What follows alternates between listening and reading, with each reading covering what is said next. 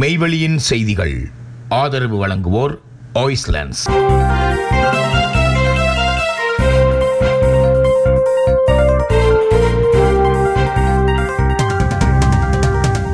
வணக்கம். மெய்வெளியின் செய்திகள் வாசித்தளிப்பவர் ரஜிதா சாம். முதலில் இலங்கை செய்திகள். மருத்துவர் ராமநாதன் அர்ச்சுனாவிற்கு தண்டனை வழங்கிய சுகாதார அமைச்சு. தரமிறக்கப்பட்டுள்ள வைத்தியராக பேராதனைக்கு நியமனம். யாழ்ப்பாணம் சாவகச்சேரி ஆதார வைத்தியசாலையின் வைத்திய அத்தியட்சகராக இருந்த வைத்தியர் ராமநாதன் அர்ச்சுனா பேராதனை வைத்தியசாலையின் மருத்துவ அதிகாரியாக தரமிறக்கப்பட்டுள்ளார். அண்மைய நாட்களாக சாவகச்சேரி ஆதார வைத்தியசாலையின் வைத்திய அத்தியட்சகராக இருந்து மருத்துவர்களது குறைபாடுகள் தொடர்பாகவும் நிர்வாக சீர்கேடுகள் தொடர்பாகவும் பல்வேறு தகவல்களை அர்ச்சுனா வெளிக்கொண்டு வந்திருந்தார். எனினும் குறித்த விடயங்கள் தொடர்பில் எந்தவித விசாரணைகள் மேற்கொள்ளப்படாத நிலையில் இந்த நியமனம் வழங்கப்பட்டுள்ளது. சாவகச்சேரி ஆதார வைத்தியசாலைக்கு அத்தியட்சகராக ராமநாதன் அர்ச்சுனா நியமிக்கப்பட்டிருந்த நிலையில் பல்வேறு சேவைகளை இலகுபடுத்தியும் வசதிகளை ஏற்படுத்தியும் கொடுத்திருந்ததாக தெரிவிக்கப்பட்டது. இந்த நிலையில் பிரதேச மக்களின் மனங்களில் அவர் இடம் பிடித்திருந்த நிலையில் அவருக்கு பேராதனை வைத்தியசாலைக்கு தற்காலிக நியமனம் வழங்கப்பட்டமையால் மக்கள் பெரும் ஏமாற்றம் அடைந்துள்ளதாக தெரிவிக்கப்படுகின்றது.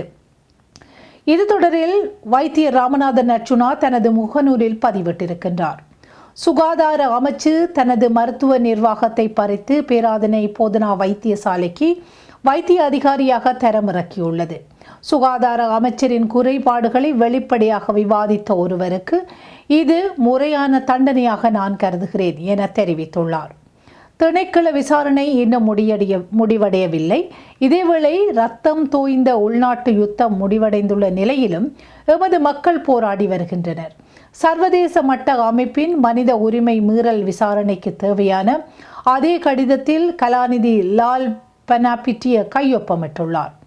சாவகச்சேரி ஆதார வைத்தியசாலை ஊழலை வெளிக்கொண்டு வருவதற்காக பரிசு வழங்கப்படுகின்றது. ஊழல் செய்த அனைத்து நபர்களும் அவர்கள் செய்து வரும் விடயங்களை மறைத்து வருகின்றனர். ஆனால் உண்மையை உரக்க பேசுபவர்கள் தண்டிக்கப்படுகின்றார்கள் என பதிவிட்டிருக்கின்றார். தமிழர்களிடம் 41 வருடங்களின் பின்னர் மன்னிப்பு கோரிய அரசாங்கம். 83ஆம் ஆண்டு இடம்பெற்ற கருப்பு ஜூலை கலவரத்தினால் பாதிக்கப்பட்ட அனைத்து தமிழர்களிடமும் 41 வருடங்களின் பின்னர் அரசாங்கம் மன்னிப்பு கோரியுள்ளது. இந்த விடயம் குறித்து நாடாளுமன்றத்தில் இன்று செவ்வாய்க்கிழமை உரையாற்றிய நீதி மற்றும் சிறைச்சாலைகள் அமைச்சர் விஜயதாச ராஜபக்ஷ 83 கலவரம் நாட்டை இருண்ட யுகத்துக்கு அழைத்து சென்றதாக தெரிவித்தார். மேலும் கொரோனா தொற்றுக்கு உள்ளாகி உயிரிழந்த முஸ்லிம் சமூகத்தினரின் உடல்கள் எரிக்கப்பட்டமைக்காகவும் மன்னிப்பு கோரும் அமைச்சரவை பத்திரத்துக்கு அனுமதி வழங்கப்பட்டுள்ளது.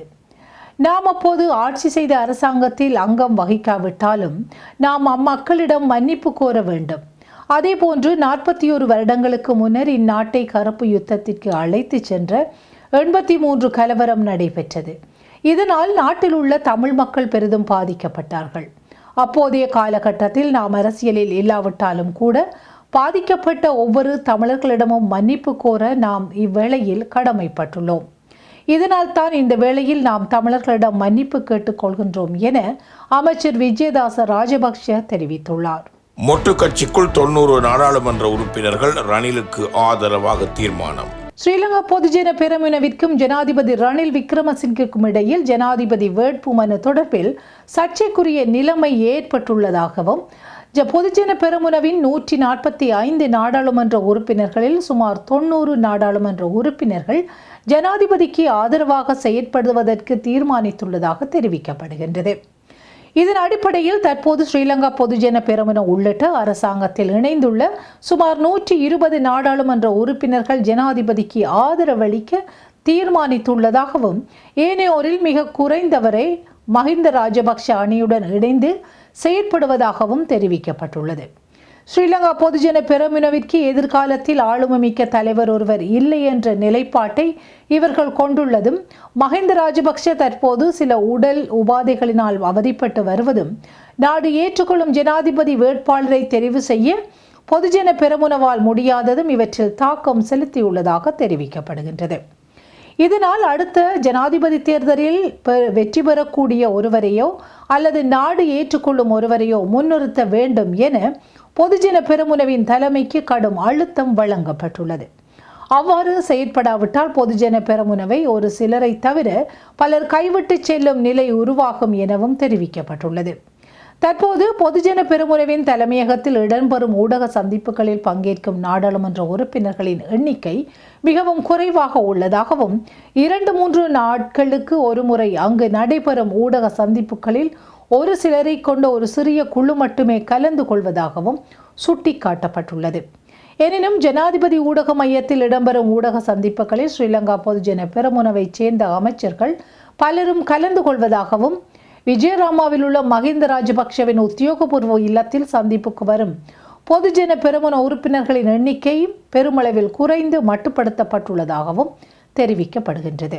ஊழலை வெளிப்படுத்துபவர்கள் அடக்கப்படுகின்றனர். சுகாதார அமைச்சின் விசாரணை பிரிவு மீது குற்றச்சாட்டு. ஊழலை விசாரிப்பதற்கு பதிலாக அதனை வெளிப்படுத்தும் அதிகாரிகளை அடக்குவதற்கே சுகாதார அமைச்சின் விசாரணை பிரிவினர் செயற்படுவதாக சுகாதார தொழில் வல்லுநர்கள் சங்கத்தின் தலைவர் ரவி குமுதேஷ் குற்றம் சுமத்தியுள்ளார். இதற்கிடையில் செயலாற்றும் பதவிகள் மூலம் சுகாதார சேவையின் தகவல்கள் மூடி மறைத்து தகவல்களை அறியும் சந்தர்ப்பத்தையும் மறைத்து வருவதாகவும் அவர் தெரிவித்துள்ளார். மேலும் சுகாதார அமைச்சின் விசாரணை பிரிவின் 27 அதிகாரிகள் இடமாற்றம் செய்யப்பட்டுள்ளனர். சர்ச்சைக்குரிய மருத்துவ வழங்கல் துறைக்கு கூட நிரந்தர துணை இயக்குனர் ஜெனரல் இதுவரை காலம் நியமிக்கப்படவில்லை. மருத்துவ ஆய்வுக்கூட சேவையில் கடமையாற்றும் பணியிடங்கள் நீண்ட காலமாக நிரப்பப்படாமல் உள்ளது. கடமையாற்றும் பதவிகள் காரணமாக வைத்திய ஆராய்ச்சி நிறுவனம் வீழ்ச்சி கண்டுள்ளது. கொழும்பு தேசிய வைத்தியசாலையில் பிரதி பணிப்பாளர் வைத்தியர் பெல்லேவாவை இடமாற்றம் செய்யுமாறு கோரி தேசிய வைத்தியசாலை ஊழியர்கள் 4 தடவைகள் ஆர்ப்பாட்டம் மேற்கொண்ட போதிலும் சுகாதார அமைச்சு நடவடிக்கை எடுக்கவில்லை. ஆனால் தேசிய கண் வைத்தியசாலையின் பணிப்பாளரிடம் இடமாற்றம் செய்யுமாறு வைத்திய சங்கம் அச்சுறுத்திய 4 மணித்தியாலங்களில் இந்த தீர்மானம் வழங்கப்பட்டுள்ளதாக தெரிவிக்கப்படுகின்றது. கருப்பு ஜூலை கலவரங்களை ஒருபோதும் மறக்கடிக்க முடியாது. பிரிட்டன் பாராளுமன்ற உறுப்பினர் உமா குமாரன் தெரிவிப்பு. கருப்பு ஜூலை கலவரங்களால் ஏற்பட்ட உளவியல் ரீதியான பாதிப்பு அடுத்தடுத்த தலைமுறைகளாக கடத்தப்பட்டுள்ளதாகவும் அவற்றை ஒருபோதும் மறக்க முடியாது எனவும் சுட்டிக்காட்டியுள்ள பிரிட்டன் பாராளுமன்ற உறுப்பினர் உமா குமரன் இந்த விடயத்தில் நீதிக்கானது தனது போராட்டம் தொடரும் என உறுதியளித்துள்ளார். 1983ஆம் ஆண்டு ஜூலை மாதம் தமிழ் மக்களுக்கு எதிராக கட்டவிழ்த்து விடப்பட்ட கருப்பு ஜூலை கலவரங்களை அரங்கேறி இன்று 41 வருடங்கள் கடந்திருக்கின்றன. தமிழர்கள் மத்தியில் மிக மோசமான தாக்கத்தையும் தமிழர் வரலாற்றில் முக்கிய திருப்பங்களையும் ஏற்படுத்திய இக்கலவரங்கள் தொடர்பில் இன்னமும் நீதியோ பொறுப்புக்கூறலோ நிலைநாட்டப்படவில்லை. இது குறித்து அண்மையில் பிரிட்டனில் நடைபெற்ற பொது தேர்தலில் வெற்றி பெற்று பிரிட்டன் பாராளுமன்ற உறுப்பினராக தெரிவான முதலாவது தமிழ் பெண் என்ற பெருமையை பெற்றுக்கொண்ட உமா குமரன் தனது உத்தியோகபூர்வ எக்ஸ் தளப்பதிவில் பதிவொன்றை செய்திருக்கின்றார். அந்த பதிவில் அவர் கருப்பு ஜூலை கலவரங்களை அடுத்து தமிழ் மக்கள் உலக நாடுகளுக்கு புலம்பெயர்ந்ததாகவும் அவர்கள் இன்னமும் நீதிக்காக காத்திருப்பதாகவும் சுட்டிக்காட்டியிருக்கின்றார். கொழும்பு லேடி ரிச்வே சிறுவர் வைத்தியசாலையில் மாயமான குழந்தையின் சிறுநீரகம். முஜிபர் ரஹ்மான் பாராளுமன்றத்தில் கேள்வி. கொழும்பு லேடி ரிச்வே சிறுவர் வைத்தியசாலையில் ஹம்தி என்ற 3 வயது குழந்தை உயிரிழந்தமை தொடர்பில் எந்தவித நடவடிக்கையும் எடுக்கப்படவில்லை என நாடாளுமன்ற உறுப்பினர் முஜிபர் ரஹ்மான் என்று தெரிவித்திருக்கின்றார். நாடாளுமன்ற சபை நடவடிக்கைகள் ஆரம்பமாகிய நிலையில் விசேட உரையொன்றை ஆற்றிய போதே பாராளுமன்ற உறுப்பினர் இதனை குறிப்பிட்டிருக்கின்றார். குறைந்தபட்சம் இது தொடர்பாக எந்த அறிக்கையும் வரவில்லை எனவும் அவர் சுட்டிக்காட்டியுள்ளார். 2 சிறுநீரகங்களும் அகற்றப்பட்ட நிலையில் குழந்தை இறந்து 1 வருடமாகிறது. குழந்தைக்கு சத்திர சிகிச்சையை மேற்கொண்ட வைத்தியர் நளின் விஜயகோன் மற்றும் ஸ்கேன் பரிசோதனை செய்த வைத்தியர் நுவன் ஹேரத் ஆகியோரும் நாட்டை விட்டு வெளியேறியுள்ளனர். மேலும் குழந்தையின் 2 சிறுநீரகங்களும் இன்று மருத்துவமனையில் இல்லை. சிறுநீரகம் அகற்றப்பட்டால் அது மருத்துவமனைகளில் இருக்க வேண்டும். ஓராண்டு கடந்தும் இதுவரை அறிக்கை வரவில்லை. இது தொடர்பாக சுகாதார அமைச்சு என்ன நடவடிக்கை எடுத்துள்ளது எனவும் அவர் கேள்வி எழுப்பியுள்ளார். இந்த நிலையில் அவரின் கேள்விக்கு பதிலளித்த சுகாதார அமைச்சர் கலாநிதி ரமேஷ் பத்திரன இதற்கு தன்னிடம் இன்னும் பதில் இல்லை. அறிக்கை பெற்று அடுத்த வாரம் பதில் அளிக்கப்படும் எனவும் கூறியுள்ளதாக தெரிவிக்கப்படுகின்றது. செய்திகளில் இனி இந்திய செய்திகள்.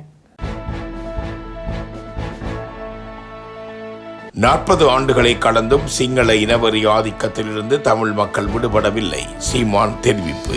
இனப்படுகொலைக்கு உள்ளாகி 40 ஆண்டுகளை கடந்த பின்னும் இன்றளவும் சிங்கள இனவெறி ஆதிக்கத்திலிருந்து விடுபட முடியாமல் அடிப்படை உரிமைக்காக போராட வேண்டிய அவல நிலையில் தமிழ் மக்கள் வாடுவது பெரும் துயரமாகும் என நாம் தமிழர் கட்சியின் தலைமை ஒருங்கிணைப்பாளர் சீமான் தெரிவித்துள்ளார்.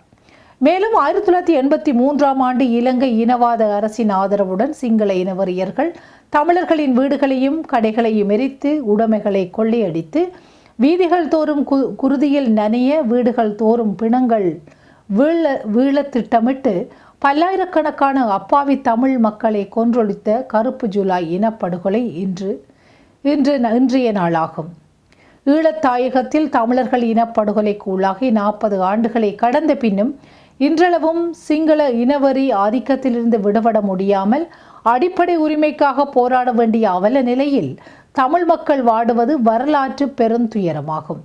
சிங்கள இனவெறிக்கு இலக்காகி கருப்பு ஜூலை இனப்படுகொலையில் கொல்லப்பட்ட தமிழ் மக்களுக்கு என்னுடைய கண்ணீர் வணக்கங்களை தெரிவிக்கின்றேன் எனவும் அவர் தெரிவித்துள்ளார். பிரதமர் மோடியின் பாதுகாப்பிற்கு 506.32 கோடி ரூபாய் நிதி ஒதுக்கீடு. இந்தியாவின் நடப்பு 2024-25 நிதியாண்டுக்கான முழு வரவு செலவு திட்டத்தை நிதி அமைச்சர் நிர்மலா சீதாராமன் இன்று காலை 11 மணிக்கு நாடாளுமன்றத்தில் தாக்கல் செய்தார். இதில் பிரதமர் மோடியை பாதுகாப்பும் சிறப்பு பாதுகாப்பு படைக்கு 506.32 கோடி ரூபாய் நிதி ஒதுக்கீடு செய்யப்பட்டுள்ளது. அதே நேரம் தமிழகம் புறக்கணிக்கப்பட்டுள்ளதாக கண்டனங்களும் எழுந்துள்ளன. நடப்பு ஆண்டு 2024-25 நிதியாண்டுக்கான முழு வரவு செலவு திட்டத்தில் வருமான வரி விதிப்பு முறையில் மாற்றம், தனிநபர் வருமான வரி விலக்கிற்கான உச்சவரம்பில் மாற்றமில்லை, தங்கம் வெள்ளி பிளாட்டினத்துக்கு இறக்குமதி வரி குறைப்பு, வேளாண் துறைக்கு பட்ஜெட்டில் ரூபாய் 1.52 லட்சம் கோடி நிதி ஒதுக்கீடு, 80 கோடி மக்கள் பயன்பெறும் ஹரிப் அன்போஜனா திட்டம் அடுத்த ஆண்டுகளுக்கு நீடிக்கப்பட்ட தொடர்பாக அறிவிப்புகள் வெளியிடப்பட்டுள்ளன. இந்த நிலையில் மத்திய நிதியமைச்சர் நிர்மலா சீதாராமன் தாக்கல் செய்த வரவு செலவு திட்ட உரையில் தமிழ்நாடு தமிழ் என்ற வார்த்தைகளே ஒருமுறை கூட இடம்பெறாத நிலையில் அதற்கு அரசியல் கட்சிகள் கடும் கண்டனம் தெரிவித்துள்ளன. இந்த வரவு செலவு திட்டம் தாக்கல் செய்யப்படுவதற்கு முன்பாகவே பீகார், ஆந்திராவை ஆளும் பாஜகவின் கூட்டணி கட்சிகள் தங்கள் மாநிலங்களுக்கு கூடுதல் நிதி ஒதுக்கீடு தொடர்பான பல்வேறு கோரிக்கைகளை மத்திய அரசிடம் முன்வைத்திருந்தன. இந்த கோரிக்கைக்கு இணங்க ஆந்திரா, பீகாருக்கு பட்ஜெட்டில் கூடுதல் நிதி ஒதுக்கீடு செய்யப்பட்டது. ஆந்திராவுக்கு ரூபாய் 15,000 கோடியும் பீகாரின் நெடுஞ்சாலை மேம்பாட்டுக்கு 26,000 கோடியும் ஒதுக்கீடு செய்வதாக நிர்மலா சீதாராமன் அறிவித்தார். மேலும் பல்வேறு புதிய அறிவிப்புகள் வெளியிடப்பட்ட நிலையில் மத்திய நிதியமைச்சர் நிர்மலா சீதாராமன் தாக்கல் செய்த மத்திய பட்ஜெட் உரையில் தமிழ்நாடு தமிழ் என்ற வார்த்தைகளுக்கு ஒருமுறை கூட இடம்பெறவில்லை. வழமையாக திருக்குறள் போன்ற தமிழ் இலக்கியத்துடன் பட்ஜெட்டை உரை தொடங்கப்படும். இம்முறை அதுவும் தவிர்க்கப்பட்டுள்ளது. சென்னை மெட்ரோ 2ஆம் கட்ட திட்டத்திற்காக நிதி ஒதுக்கீட்டு, தாம்பரம் செங்கல்பட்டு விரைவு சாலை திட்ட ஒப்புதல், மதுரை கோவை மெட்ரோ ரயில் திட்டங்களுக்கு ஒப்புதல் எதுவும் மத்திய பட்ஜெட்டில் இடம்பெறவில்லை என்று தெரிவிக்கப்படுகின்றது. செய்திகளில் தொடர்வன உலக செய்திகள்.